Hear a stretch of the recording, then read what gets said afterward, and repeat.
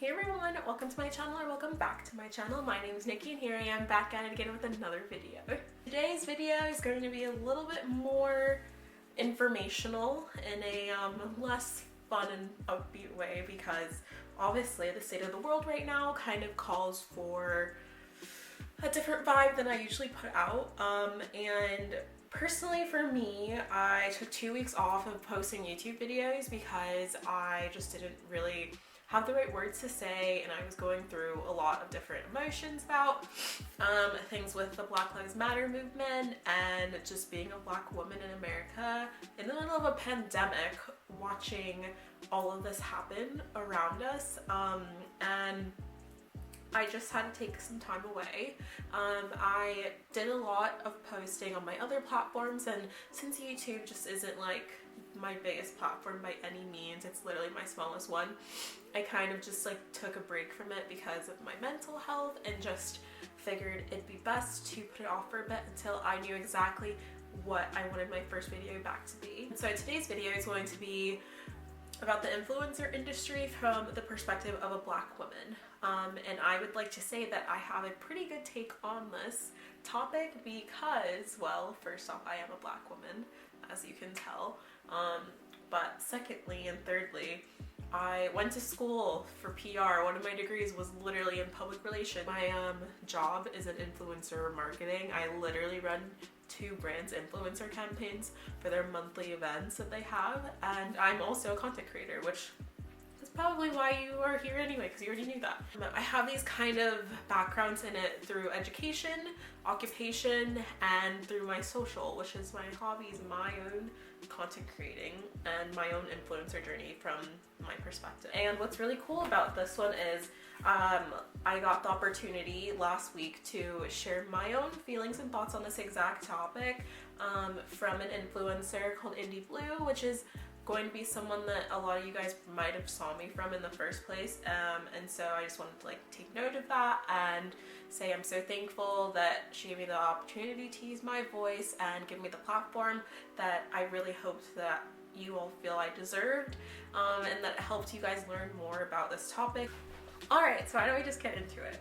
So first I'm going to give you guys a bit of a history lesson because you kind of want to see where we're working with and how we got to this point. And again, this isn't going to be like me spitting racism and anti-racist rhetoric at you guys because I'm assuming, hopefully, if you're watching this video that you're already taking in this information yourself and you've taken the last 2 weeks to kind of absorb a lot, and that's why you're here, because you want to keep absorbing. So yeah, the typical influencer is not someone that looks like me. The typical influencer is your really pretty, really fit, really beautiful white woman or racially ambiguous person, someone that you can't tell what exactly their nationality is because they're exotic and ambiguous. Those are kind of the 2 main focuses of the influencer industry, to create this idea of perfect and create this idea of standardized beauty when it's just, we're in 2020 and the idea of having a standardized beauty is out of the question, at least to me and at least to a lot of people these days. So a lot of times brands have been using kind of appropriating other people's cultures. They're tanning, but tanning so dark that they go from color 150 to color 350 in their foundation. That's called blackfishing. Blackfishing is literally just putting on a new persona, basically. Putting on a new foundation and bronzer that makes you no longer the white, pale girl that you already are, and it turns you into a, maybe she's light skinned, maybe she's a mixed girl. That shouldn't be the case. This idea of racially ambiguous and being light is being right is all just history, and it all goes back to colonization and just slavery days, to be quite honest, because back in the past when colonial people showed up in different countries where they colonized, they would pit the lighter skinned people against the darker skinned people to make sure that they weren't kind of congregating together, because when you really think about it, yes, in America and like a lot of Europe, white people are the majority, but if you look at the entire population of the world, that's not the case, and white people are actually in the minority. But the way that they've kept their power all of this time is by separating different cultures and putting them against each other, as opposed to letting us all become one, so that they would end up, you know, releasing the power to us. So when it goes back to like slavery days, the darker skinned people would be the ones in the field, where the lighter skinned people, slaves, would be in the house. They would be taking care of the kitchen, taking care of the family, and oftentimes they were the product of a relationship that was not consensual. And those light-skinned children wouldn't fit in with the white people because they were still black, and they wouldn't fit in with the black people because they were half white. And those are still, again, issues that we're having today, but it still elevated them to a higher level than darker skinned slaves and darker skinned people nowadays. And that's the thing that brands are doing. Probably not on purpose. Well, I don't know. I want to give people the benefit of the doubt, but the fact that this is still an issue in 2020 makes me not feel so, you know, loving and caring to brands that have millions of followers and appropriate culture. Thinking of the extremely tan girls wearing their hair in cornrow braids, wearing with their edges laid, or they're going to Coachella and they're wearing Native American headdresses and Indian bindis on their heads and things like that. But, you know, they're using it as a fashion statement. They're getting lip injections, they're getting their boobs done, they're getting their butts done. They are looking more ethnic, but they don't like the ethnic people that they're taking the culture from. Colorism and blackfishing are so detrimental to the society because it's constantly telling darker skinned women that they are only valuable for what they have but not who they are. And brands kind of are perpetuating that exact conversation. Saying, think of the most famous women that are not white. Who are they? Beyonce, Doja Cat, Zendaya, Cardi B.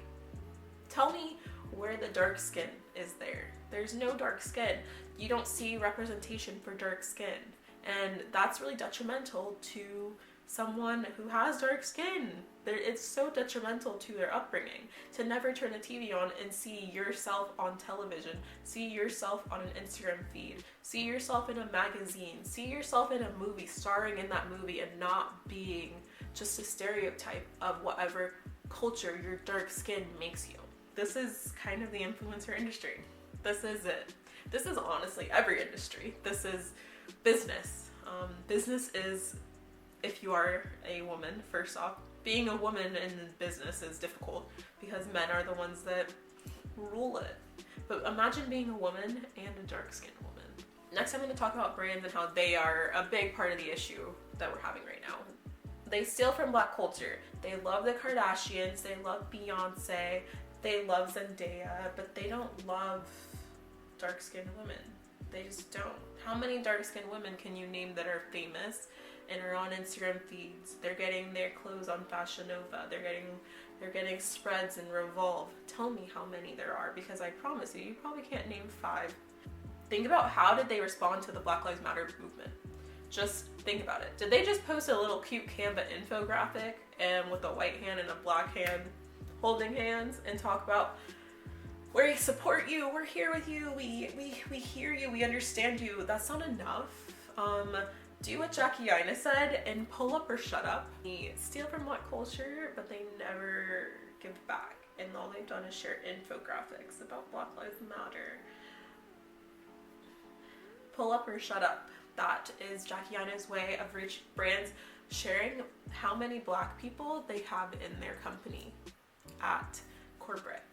Not the influencer level, but the corporate. And multiple brands didn't have many. 3%, 2%, 5%, or 0. Or they put out, sorry, we want to keep the identity of our employees confidential. No, that's just code word for we don't have any black people and we don't want to be dragged for it. It's not just putting out words because everyone else is doing it and now it's a trend. It's actually putting action forth. Another thing with brands that I wanted to discuss and pop in here is, why are there suddenly so many black women that they're sharing? Suddenly. Why is it suddenly that And not just in an influencer world, but in everything. Like, why did we just see that they're putting a black bachelor for the first time in years? There's been one black bachelorette, and now there's going to be one black bachelor. Why? Why is that the case? Why is it suddenly that they're pulling all these black people out of the woodwork to post on their feed, and they're making big collages with 9 different black influencers, 100 different black influencers? Where was this energy? It means that they've had all these photos, or they had the time to research and find them, but they just didn't feel like it, or they weren't ready for it. Like some brands have said that they weren't ready to post black people. They weren't ready to do it. They weren't ready to shake the table. Like, tell me. Okay, my final third point is going to be the followers and the influencers kind of together, because this isn't just the brand's fault. We aren't going to pull creators that don't have the following and don't have the engagement. You can create the best content in the world, but no one sees it. So why would a brand pick you to be the face on their Instagram feed? You have to have a certain following for us to have a mutually beneficial collaboration. So this is why this part isn't just the brand's fault. It's hard to find creatives sometimes because they're not pushed at the front. You need to use your platform.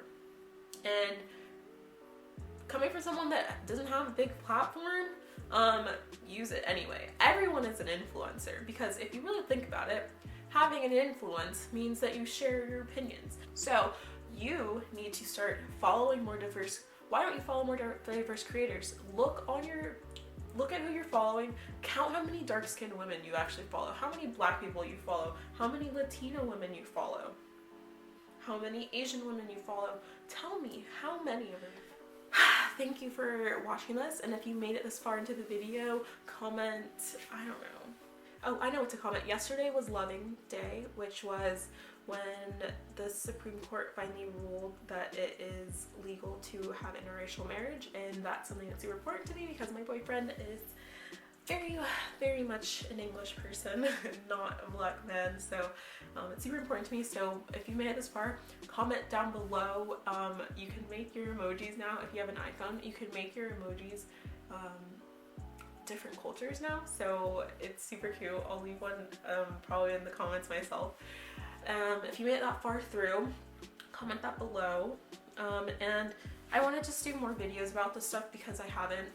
I watch so many creators to talk about this, and I just get so empowered by it, and I learn so much, and I kind of want to be a part of that too. The last 2 weeks have been so hard, but they've been really great too, because it's finally night. It's just, I'm finally seeing my people get amplified for the first time, and it makes me super emotional because to have a voice, like I've been doing the influencer thing for 3 years.